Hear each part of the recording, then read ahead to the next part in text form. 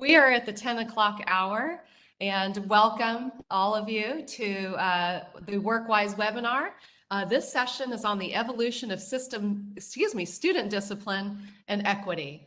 I'm Tatia Davenport, CASBO's CEO, and I am really pleased today to welcome Dora Dome, who is just this wonderful expert, bringing us a lot of good knowledge and experience on the topic of student discipline. So Dora, welcome. I'm going to get to introduction here in a moment with a little bit of your background, but just have a couple of logistics first. For those of you joining us, again, thank you for taking time out of your very busy days for this important topic. And we will be recording the session, posting it on the website. That usually happens one day after. And during the session, we'll also be taking questions, and you'll post those in the Q&A. So what'll happen is towards the end of the session, when we've kind of exhausted our time together, we will be answering those questions coming in the Q&A box. So please feel free to put any questions that you have in there. So as we kick off, let me introduce Dora. First, we have someone in Dora that has practiced education law for nearly 25 years. Primarily in the areas of student issues and special education. Dora has authored 5 books. We can find those on her website, which I'll introduce here towards the end, but she has authored 5 books. And she provides legal representation to school districts on student issues and develops and conducts professional development training for district staff that focuses on bullying, legal compliance, viewed through the equity lens. So first of all, again, Dora, welcome. Thank you so much for having me. I appreciate being here. So we've spent some time talking about the CASBO audience, right? The folks that are responsible to get kids to school safely, in transportation, to protect them while they are there on campus. And provide meals and all of the supports necessary to create a conducive environment for learning. So I know that you understand what we do, but we're really interested in understanding, in your 25 years, how would you describe sort of the evolution of student discipline and your work with districts in that space? Sure, thank you. So I would say the biggest changes that have come up over the time that I've been practicing for sure is just around the overuse of discipline, right? And so we had a period of time where kids have always engaged in misbehavior, but it was handled in a different way, right? And I think with the the Columbine and the increase in kind of school violence, that there's been this shift clearly to a zero tolerance kind of model. And so we've gone from kind of one end of the spectrum all the way to the other end of the spectrum, where now a lot of schools are kind of as a default using exclusionary discipline as a way of addressing student misbehavior, to the detriment of the student, but also to the detriment of the school, right? And as we go through this, we'll talk more about kind of the adverse impacts to kind of using exclusionary discipline for the schools. But similarly, kind of in that same vein, we've also seen the increase in, police on campus. And also, there's a lot of research out there about the adverse effects to having police on campus for students generally, but in particularly for Black and Brown students. And so, again, that's been a huge shift over time, where we went from having no police on campus to most campuses having police officers, and maybe even school districts having their own law enforcement units, patrolling the schools. So that's from a student discipline perspective, that I would say that's kind of been the big shift. And now what we see is the California State Legislature really trying to change the law, amend the laws to make it a little harder to use exclusionary discipline, and really focusing in on other means of correction, and really trying to find ways to proactively address student behavior that doesn't result in exclusion. And then I guess the second thing I would just talk about, because I think it's also another area that would be really relevant to this group, is around like bullying harassment. We have seen a huge evolution of kind of, this proliferation of laws in the last 10 years around, trying to legislate bullying and what bullying is and how schools should respond.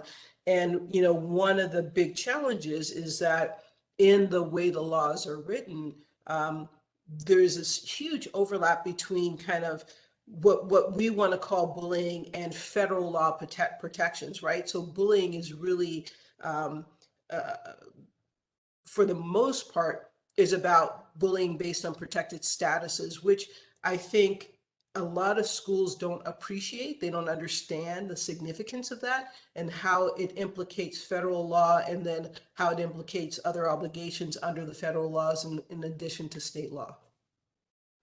That's a lot for us to unpack here. So I'm excited. I'm glad we've got the time to do this.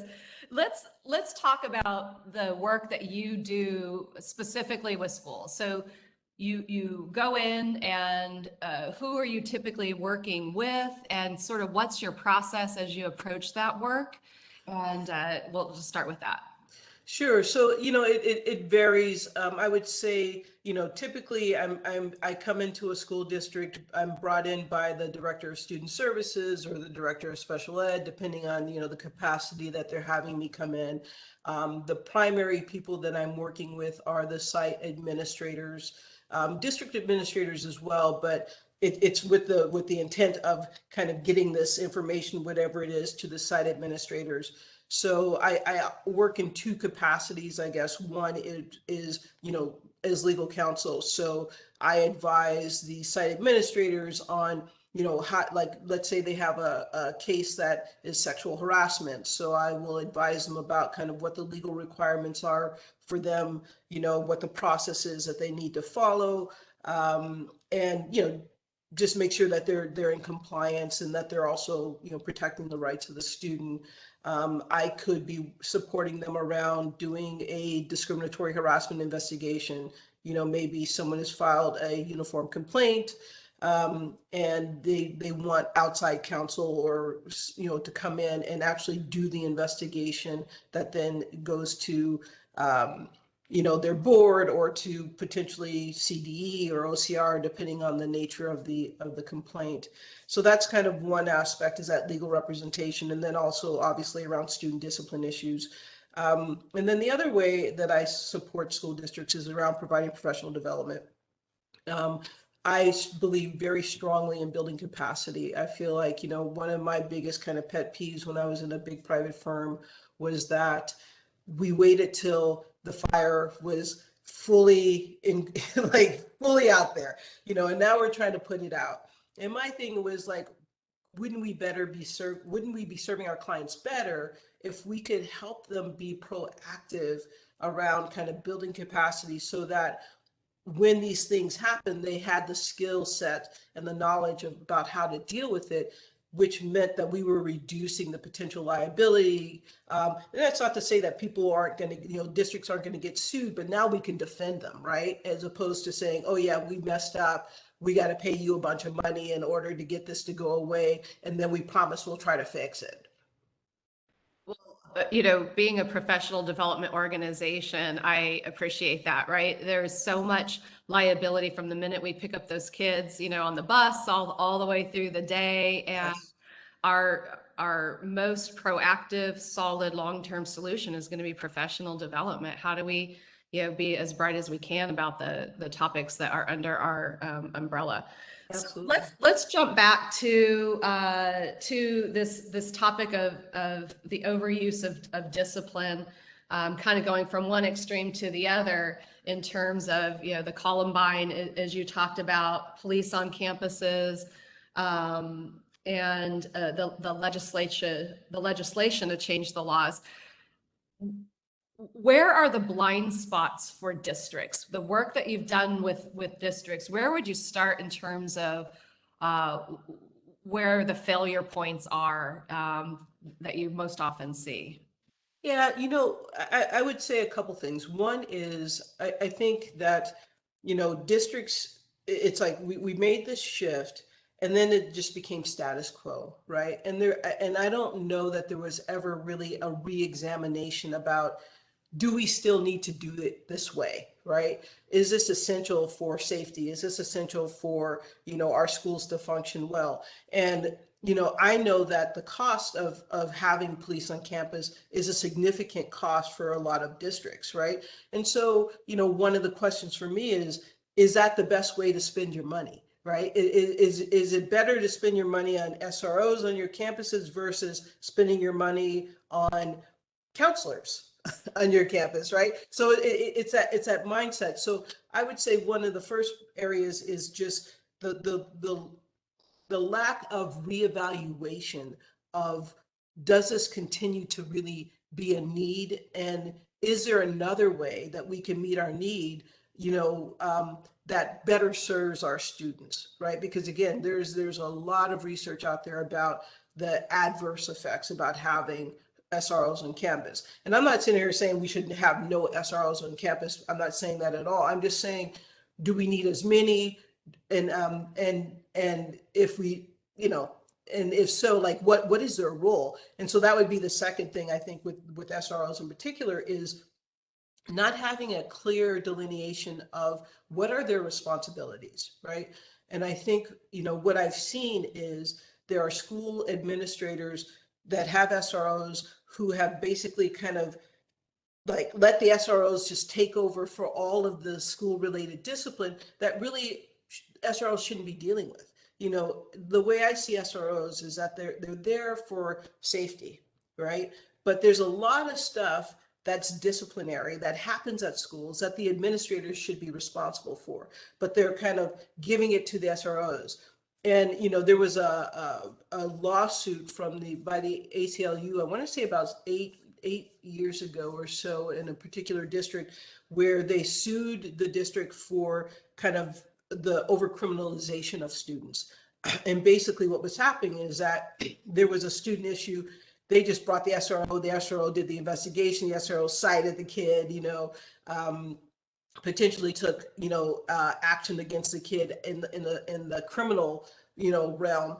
And, the position was, listen, yeah, we know kids misbehave, but like there's should be a much clearer delineation between what is school related and when the police should be coming in.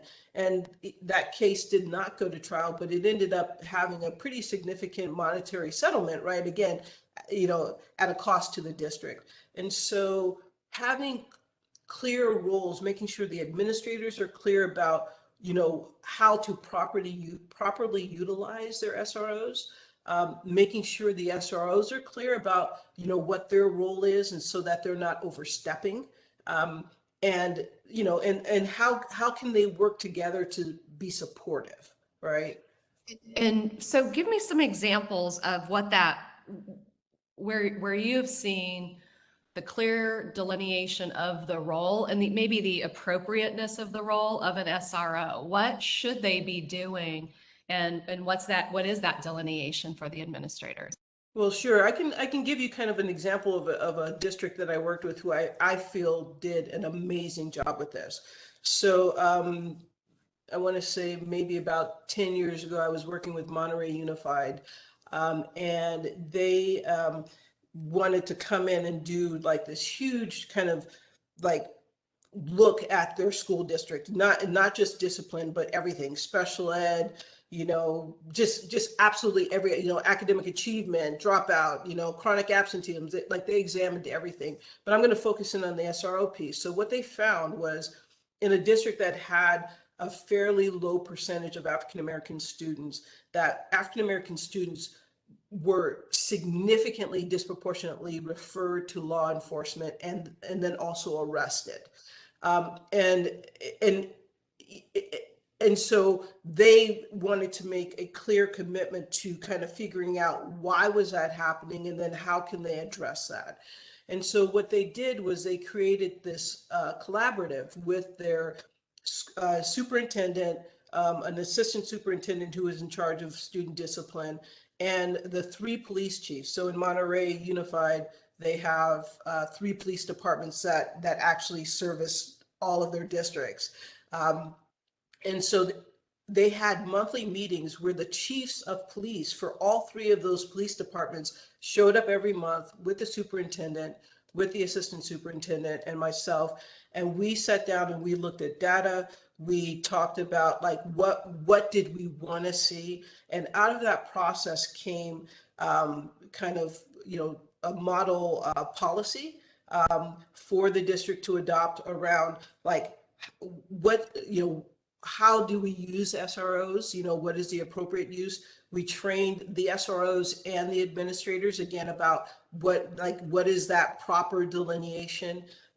We came up with a sample job description because again, this idea about SROs, like we don't want just anyone who wants to be an SRO. We want SROs on the campuses who we want to have there, right? Who really understand students and kind of the developmental cycle and who are really committed to supporting kids and helping them make good decisions, right? Who aren't there just to be like, I'm here to enforce the law, to enforce the rules.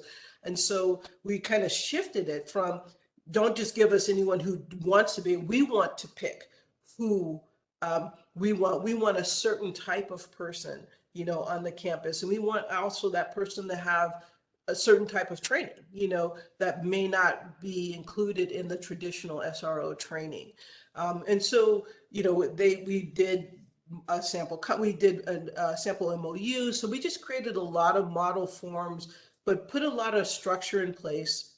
And I would say, really one of the most powerful pieces was that training, right? Was getting the SROs and the administrators in and having the administrators understand kind of what their obligations were, but really also having the SROs understand what their role was and also where there is overlap and where there isn't, because they're coming in from this criminal perspective. They rely on penal code. That's what they know. But schools are not dealing with penal code. Schools are dealing with ed code. And there are some inconsistencies. So they may come in and say, well, this weapon that the student had is a knife. And they brandished it. So now the administrator thinks, well, it's a knife because the SRO said it was a knife. They brandished it. This is a mandatory recommendation for expulsion. But the issue is that what the penal code defines as a knife and what ed code defines as a knife are not exactly the same. And so they may be giving them their recommendation or their assessment based on penal code that actually isn't the same under ed code. So that sort of thing. So that was really a powerful piece, was to have them understand ed code, have them understand penal code, have them understand the overlap. And then I guess the last thing I'll say on that is the other issue, which I see all over the place in schools that have SROs, is an SRO may say, we don't believe that there's sufficient evidence to charge a student with this offense, right? But again, the problem is that when the SRO is thinking about what is sufficient evidence, they're thinking about criminal law, and the burden of proof is beyond a reasonable doubt in a criminal case. Well, to suspend a student is only a preponderance of the evidence, which is like 51%. So we're talking 99%, 51%, right?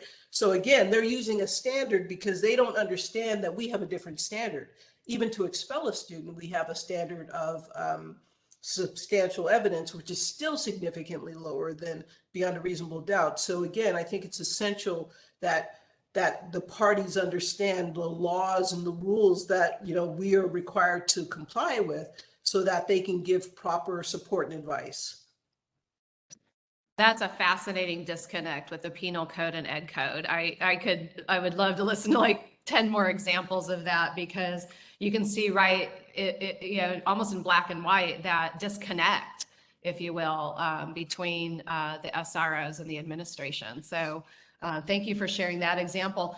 I want to go back to evaluating the needs, the clarification of roles. And you shared that you arrive and you kind of look at data. What type of data are you typically looking at to get a sense of what's really happening in that district and whether there is, if you will, cause for concern, or just the need to continue to reevaluate those roles as time goes by. Right. So, so basically school districts collect a ton of data, right? And unfortunately, they don't actually access it. They have all this data that's kind of there, but no one's really looking at it. And so, for the discipline piece, we looked at everything. We looked at teacher referrals. We broke it down by the teacher, who is making the referral. We looked at suspensions. We looked at the basis for the suspension. So, you have the whole 48900.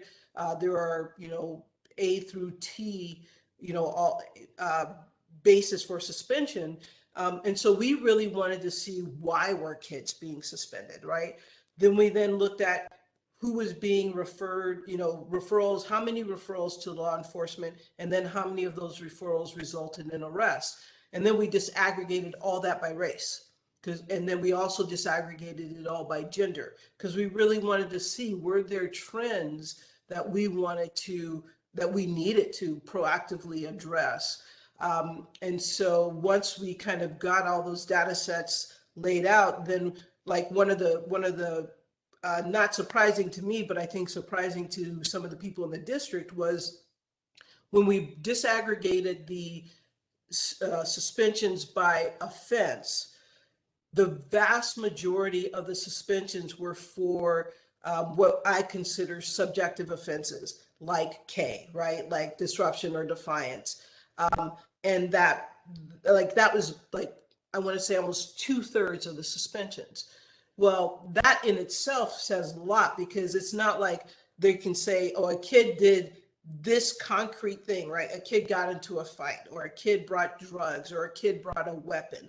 It was like, somebody felt like the kid was not listening, or someone felt like the kid was being disruptive. And so that was an area that we wanted to tackle, because we wanted to make sure that unconscious bias wasn't playing a role in who was being, suspended and not suspended.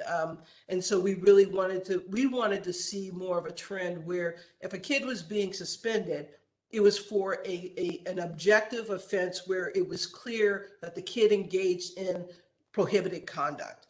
So that would be an example of kind of how we use the information. Do you include in this, if you will, student voice? We've talked about SROs, administrators. Is there a student voice component of the work that's being done?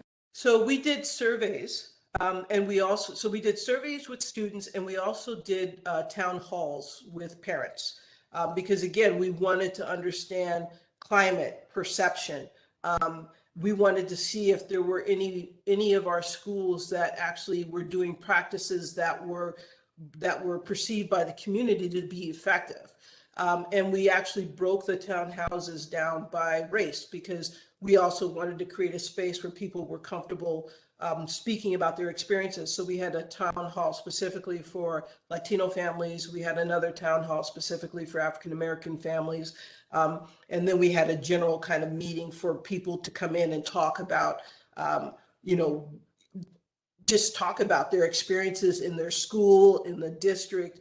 And then we took all that anecdotal information and again, just kind of analyzed it and saw that there were clear, perceptions, certainly based on race, about how fairly, their kids were being treated, how fairly they were being treated, when they came to the campus.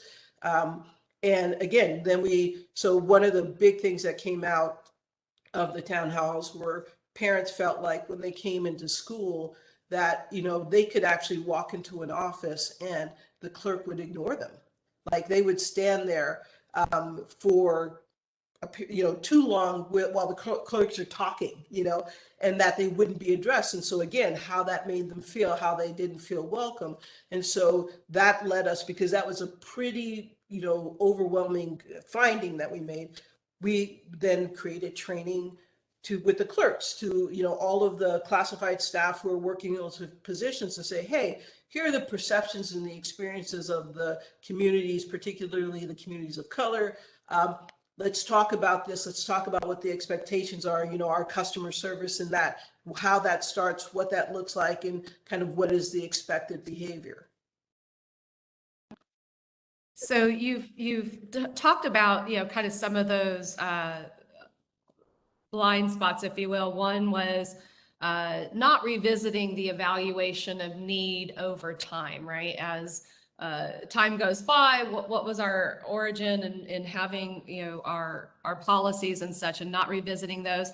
The second was those clear roles and responsibilities. Again, penal code versus ed code, and just an alignment of how districts, want to approach this work. What other blind spots do you see? And maybe a way to look at that is when you're defending a district, when you're on the other side of that, what are typically those, if you will, missteps that a district has taken that leads them to be in that situation? What I would say, probably the most common cause of conflict, and this is in student discipline, this is also in special ed, is a breakdown in communication, right? It is, whether people get frustrated with each other, or, people start feeling like someone's being unreasonable, or parents being unreasonable, whatever. It's like we stop communicating, or we don't communicate clearly. And then people start feeling like their needs aren't being met, right? And then that's where I see the conflict. Like, in my first, 15 years doing special ed, I handled probably 15 due process hearings that actually went to hearing. I mean, there's, obviously hundreds of cases. And I can honestly say that almost every single one of them could have been avoided had we had better communication by the staff with the parents, even though the parents may consider the parents to be unreasonable. Like, how do you continue to keep the lines of communication open? And had they figured that out, we wouldn't have ended up in litigation that then would cost the district hundreds of thousands of dollars, right? So that would be, I guess, another blind spot, is just, how do we keep our lines of communication open? How do we make sure that what the schools are doing is transparent, and that there is a place for student voice, for families' voices, that their concerns are being taken into consideration and addressed, and that they feel like they have a place. From a practical standpoint, how have you seen that work, to keep those lines of communication open? Are those in town halls, or, what types of strategies do you have in that area? I mean, I think there's lots of different ways. I mean, for sure, town halls, although that's not something that, you may do a couple of those in a year, but I do think kind of an opportunity for the parents to come in and, share with them what you're doing. So, for instance, in another district that I worked with, they were making a huge overhaul to their bullying policies, practices. And so they held town halls at each of the school sites to kind of let the families know, hey, this is what we're doing. This is what it's going to look like. Do you have any questions? Here are ways that you can support us with your students, right? So again, informing them, making it transparent what's happening, informing them of what we're going to be doing, but also letting them see that they have a role in the process. And then if they have any concerns, here's who you can come and talk to. So I say for sure that, certainly in the special ed process, I know it can get very intense. I know it can get very confrontational, but in the end, the district staff need to just make sure that, even though they're, like I said, they may be getting frustrated, that they are still sharing information. And, in special ed in particular, one of the things that always kind of drove me nuts was, like, why are we holding on to this information? Like, for instance, we have a student where they have, a behavior support plan, and we're tracking data as part of, the IEP about, how effective this is being. We go to an IEP meeting, and the person who's tracking the data doesn't bring the raw data with them. They just, kind of provide a summary, and the parent's like, I really want to see the underlying, data that you're relying on to say this. And my position is show it to them. Like, if you've done it and you've done it correctly, like, why wouldn't you show it with them? But when you don't share the information, they feel like you're withholding something, or that you're making something up and that it's not supported, which then starts leading to that breakdown in communication, right? And so recognizing that, as much information as you can put out there, right?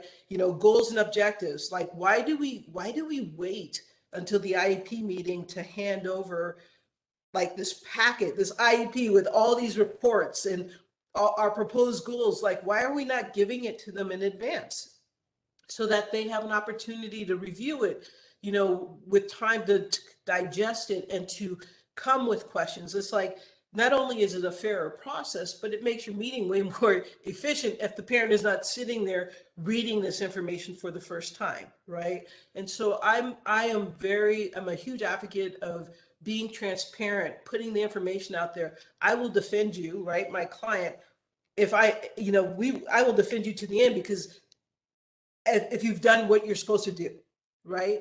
So like, so like, let's create that expectation, right? Let's create that expectation. Let's follow through on that. So, really transparent, open communication as well.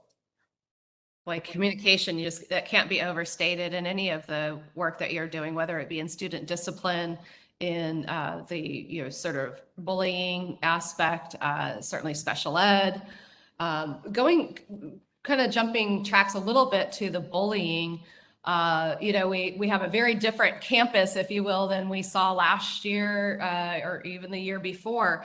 What are you seeing in that area of bullying? How is it changing, and how is this being handled at the district level? Yeah, so I'm gonna say that and actually there was a recent report that was done, I want to say, by the U.S. Department of Ed, that has shown kind of the increase in hate violence, right? And so certainly I have seen a significant increase in harassment, bullying based on protected status, and quite honestly, it corresponds with kind of the 2016 kind of campaigning and kind of all of the just messages that were being put out there, right? And so what we saw at schools was this sharp increase in discrimination and harassment based on race, based on sexual orientation, gender identity, based on ethnicity. And we saw that also, for instance, like after 9/11, right, where we saw an increase in Muslim, or Middle Eastern directed violence and hate. So we definitely have seen that. And the complexity of it is that when we look at California law around bullying, I'm going to say it is that one section of Ed Code is probably the most misunderstood Ed Code section of our whole disciplinary code. Like, administrators just do not understand how it works. But just to kind of break it down a little bit, 2 of the 3 bases for bullying in the state of California are also federally protected classes. So one is sexual harassment. So in California, bullying is either sexual harassment, hate violence, or threats, harassment, intimidation. That's all it is. A lot of people don't understand that. So sexual harassment and hate violence, by definition, implicate federal law, Title IX, Civil Rights Act, ADA, Section 504. Like, it implicates all of that depending on the nature of the hate violence. And so since we've seen an increase in that sort of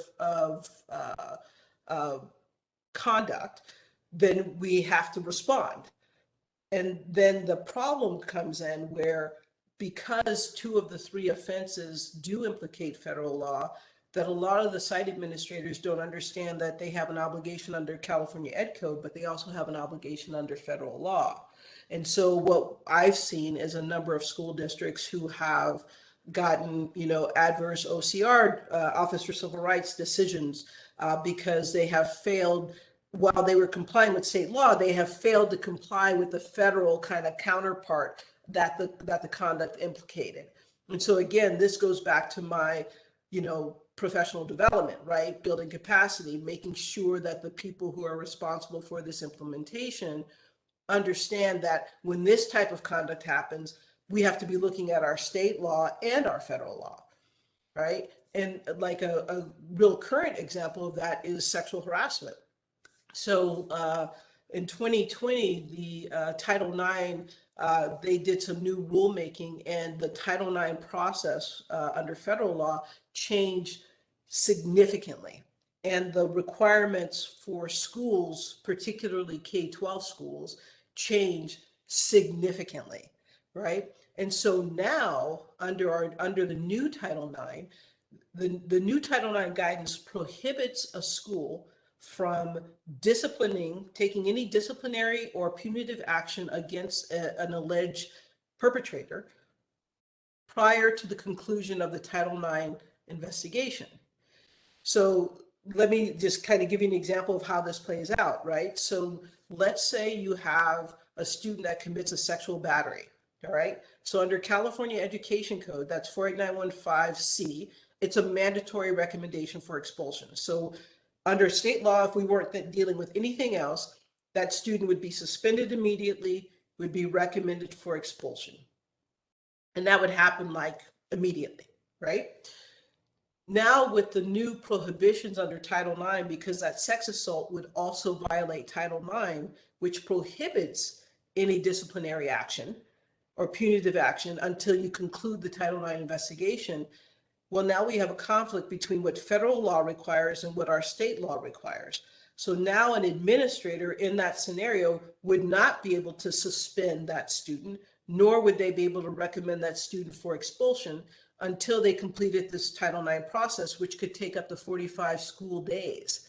So now you have a kid who's sitting on campus who's engaged in this, that you can't take any disciplinary action against, right? So this is something that a lot of administrators just don't understand, and which I actually think, is going to lead to more compliance issues kind of down the line, as they continue to take action based on California state law without understanding the new Title IX regs. That's fascinating. And in that example, I can also imagine just on campus how concerned you would be to have that situation, right? And then we go to the student discipline side of things, right? So what would a district do? In that example, they sit and wait the 45 days, or what actions could they take? Well, I mean, so they can take supportive measures. Title IX allows for supportive measures, which means, they would be checking in with, well, Title IX requires supportive measures for both parties. So with the victim, they would be checking in, seeing what that student needed to be safe, to feel safe on campus, maybe changing, potentially changing classes, although they would consider that punitive. And so in order to change a student's class based on this conduct, you would have to do it's essentially a risk assessment. So Title IX says you can do an emergency removal, but you need to do this full-on risk analysis. And then the perpetrator can challenge your risk analysis and your findings, but you have to go through this whole process before you can, separate this kid who's engaged in a sexual, battery against this other student from the same class. So they have mechanisms, but they are time consuming. And again, that means while all that is pending, we have potentially we're creating more of a traumatic environment for the person who is victimized, right? Because now they still have to stay in the same class with the perpetrator, or they see them on the campus, whereas prior to this iteration of Title IX, you could actually take other action. You could take that disciplinary action. You could get the student off the campus. And you could, provide interim measures or supportive measures for the student to make sure that they felt safe. So, this is something that districts are grappling with now. Like, how do you do it? And unfortunately, a lot of districts don't have the structures in place yet, to really facilitate an efficient process, which I really encourage them to do, to like really have this laid out, make sure that you have someone, your Title IX coordinator who really understands what the law requires. For instance, one of the things I've done for my clients is I've created a template, a template form bank for Title IX.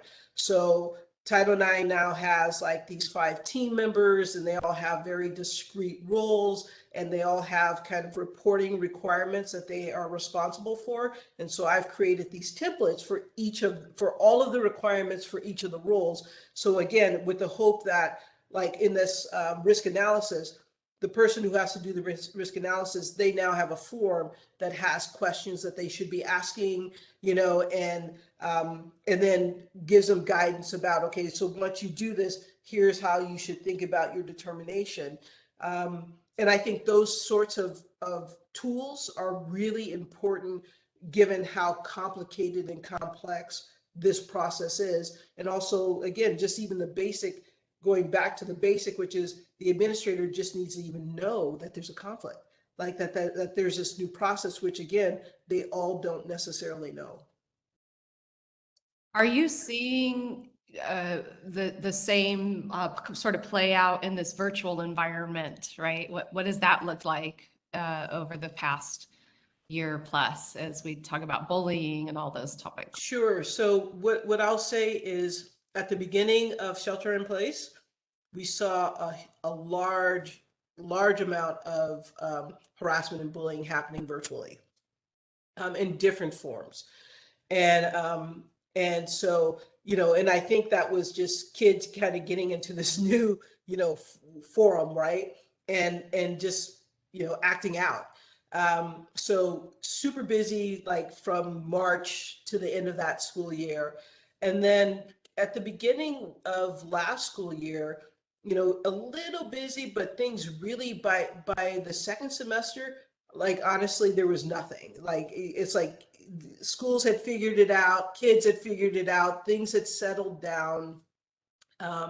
And at least with my clients, now I can't obviously speak, I work with maybe about 20 to 40 school districts in various capacities. There's over 1,000, right? So I don't really know if this pattern was consistent across the board, but it's certainly with what I saw with my clients.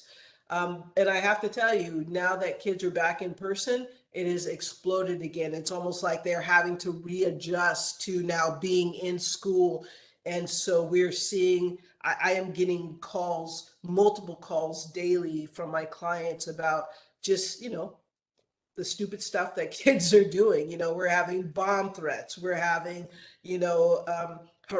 bullying and harassment. We're having just a lot of inappropriate behavior. And again, I just think that kids are like kind of letting loose. They're finally back in school, and some are misbehaving. That takes us full circle right back to how do we handle that when that does come up, and what laws are we following to make sure that I'll just call it normal bad behavior isn't misconstrued as something that ends up costing that student down the road, or certainly impacting the safety of the students around them. So if I can summarize, you have shared with us the importance of reevaluating the needs, from the very beginning. What are the needs of our district? What is the, philosophical approach that we want to take to student discipline, and revisiting that? The second was around role clarification.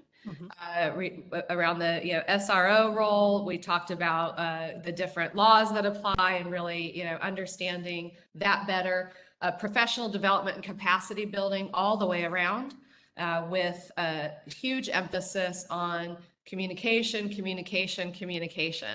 And in there is also certainly the topic of collaboration with the constituents, the parents, and the community. And I loved the fact that you brought in data. These can be really emotionally charged topics, and as you're aware, and I always appreciate a foundation of data that when you talked about opening up the data that we have so that we can all look at it together. In that case, you were talking about special education and the plan, but I think it applies across the board, right? Where we look at the numbers and we interpret those together to get a unified understanding of what's taking place in the district. And I think we're all better prepared to help in terms of the problem solving. Anything to add to that? Yeah, and actually I would just add, and when I'm thinking about the data, again, we're not just talking about like the data in the student information system, because that's only one side of it, right? That's only one piece of the puzzle. I think I want to just emphasize that it's essential that you're getting the information from the parents, from the students, because that will also allow you to see where the disconnect is, right? So just another really quick example, we when the bullying laws start coming out in about 2012, and really, California trying to grapple with that, one district that I work with, we had created an assessment tool for students, for staff, and for parents. And the idea was to like kind of get everybody's, perception about kind of how much of a problem bullying was, right, on their particular campus. And and even more so, where was it a problem, right? And it was so interesting to see the disconnect, because when the teachers responded to this survey, they acknowledged that bullying and harassment was a problem. And when they asked, like, where does it happen on their campus, they pretty much uniformly identified kind of the unstructured areas, like the playground, the cafeteria, PE was probably another place, right? When we asked the students where it happened, they overwhelmingly said the classroom, right? And so that's powerful. Huge. And again, think about it. So if we only took the information from the teachers, the school would have been putting their resources around kind of increasing supervision in these unstructured areas. But when we took the information from the students, we're like, well, shoot, that's actually even better, because we already have somebody who's responsible for supervision, classroom management. So now we need to talk about strategies to make sure that they're not inadvertently creating opportunities for bullying to happen within their classes, but we already have an adult there, right? So that district could have spent a whole lot of money on resources that actually may not have even addressed the problem that they were trying to address, because they hadn't gotten complete information about, where this is happening and what it looks like. What a powerful example, right? So getting the parents and the students all and the teachers, the perspective of all, to really color in, if you will, that data, yes, right? Absolutely. And obviously the goal is to revisit these topics in a cadence that makes sense for the district, but doesn't allow for them to get in a place where they are having a problem before they're looking at it, right? That proactive view. And so we're going to turn it over to questions in just a moment, but as we sort of wrap this up, I mean, if you were to tell our members, a takeaway from today, because you have such a great reputation for practical, actionable advice, what would it be as our folks leave this session today? I would say, I would say, look at the big picture. I think it's easy for folks, all folks kind of in the system, to focus in on their area, right? But really understanding how it all works together, right? So for instance, if I'm a CBO at a school, in a school district, like, I was chatting with a friend of mine who's a CBO, because I don't often work with CBOs, right? But just kind of wanting to understand the perspective. This idea, like, she's like, okay, so CBOs really know the LCFF calculator, right? That's just part of what they're going to do. But how much do they know about the whole LCAP, right? How much do they know about how it's developed and all of the pieces of it, right? Because if you, and that would to me be an essential piece for an equity lens, right? To really see it, not just look in your piece, but look at the implications for the whole LCAP, right? So that would be, so really understanding the system and its needs as a whole. I would say getting out there to, you know, finding ways to get information from the stakeholders, you know, parent accountability committee. So in one district, the CBO actually ran the parent accountability committee. And again, as a way of forcing engagement, understanding what they perceive their needs are and how efficiently they're being addressed, and then helping that to influence how then that person thought about the overall budget and, you know, where funds would go. You know, another practice that that we discussed was, you know, so she was saying how she had one of the CBOs was getting really frustrated with a couple of the administrators because they weren't being responsive to questions about things, or maybe they weren't getting their receipts in, you know, something like that. And so her position was, you know, rather than keep sending emails, go down to the site and see what's going on. You know, you're making an assumption that they're not being responsive because they're just blowing you off, but really, you know, maybe it's because they're covering supervision because someone didn't come in, or they're dealing with, you know, this huge discipline thing that's happened. Like, just understand how the site works, right? And have context.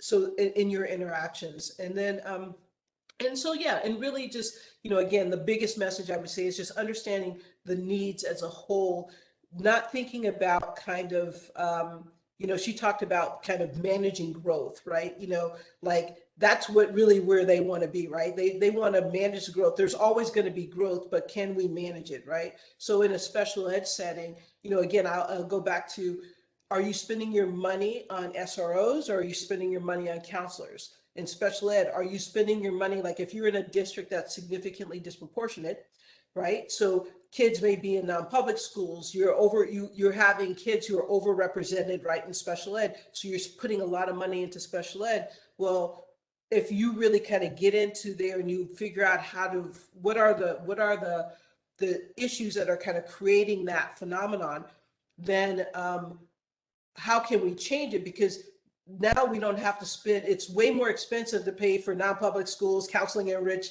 you know, places, kids who don't belong there, and put your money toward RTI, right? And stuff that is more, you know, your MTSS or your PBIS or whatever you're using, but things that are more geared toward, you know, that more tier one, like school-wide protective interventions and support, so that kids maybe don't even escalate to that tier 3 or get, you know, over referred to special ed, right? So those are just some thoughts. Those are impactful. I want to hit on a couple of those. You know, part of the challenge, and you referred to it with the federal and state, the level of compliance for public schools and K-12 is absolutely crushing, right? So you start just by the volume, kind of leaning towards that compliance side. I think where when you're in this business role, protecting the students and safety. And we have been working really hard around that whole topic of building capacity and moving from compliance to more of like consultation, so that when you are building the LCAPs, right, you understand the instructional needs and those professionals that are one step closer to the student. Yes. And you have a real sense of what's going on in terms of the whole system, as you've already mentioned. One of the things I think is that you also mentioned was that site visit. And in our current environment, with so much changing, all of the shortages of labor, it's a tremendous challenge. And I've talked with our CBOs every week, and what they're doing to keep their sanity and their own kind of social emotional well-being is going to the sites and reconnecting with the work that they're doing in support of, right, this massive infrastructure that has to support that student learning and that educator, and the site visits are how they're renewing right now. So I appreciate you bringing that up. And I think I shared with you, we have a budgeting for equity podcast that we've been working on. We have about 4 of those episodes released. And the term that we're introducing now in those is really the return on impact. So, you know, that these investments of dollars, when you understand the full system, Yes. then you have a much more insightful and cohesive investment strategy on impact. So this investment and the return on impact, a new version of ROI is what we're really focused on with our CBOs. So thank you for sharing that. I'd like to turn it over to those on our panel. We've got time for some Q&A. If you would like to put that in the Q&A box, I'm sure that Dora would be happy to answer any questions that you might have, or even experiences that you might want to share. We'll go ahead and open that up.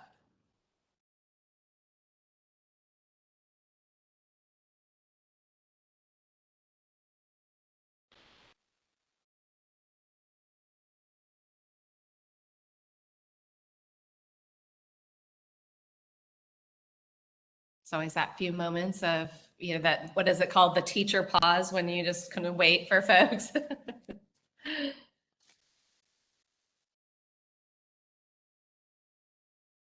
Well, seeing that we don't have any questions, I first want to thank you for not only your time, but your experience and the strategies that you've brought to the table today for our audience. As you know, our goal in the Business Services Department is to provide the safest environment for learning for the students. And these strategies that you shared with us today really enhance our ability to do so. So I want to thank you again for bringing that to the table today. For those of you that maybe had joined us late, we're closing out our session with Dora Dome of Dora Dome Law. She specializes in education law and has for 25 years, an author of 5 books, which are also on her website. And if you would like to reach out, I'm sure that for any questions you might have relating to your district, I'm sure Dora would be happy to talk with you more beyond today's webinar. Dora, any closing comments or anything you'd like to share with the audience before we close out today? No, not really, but just thank you so much for having me. It's been a pleasure to have this conversation with you. And likewise, to learn from you. Learned a lot today. I appreciate it. And all of you have a wonderful and safe week. We'll talk to you soon. All right. Bye-bye. Bye.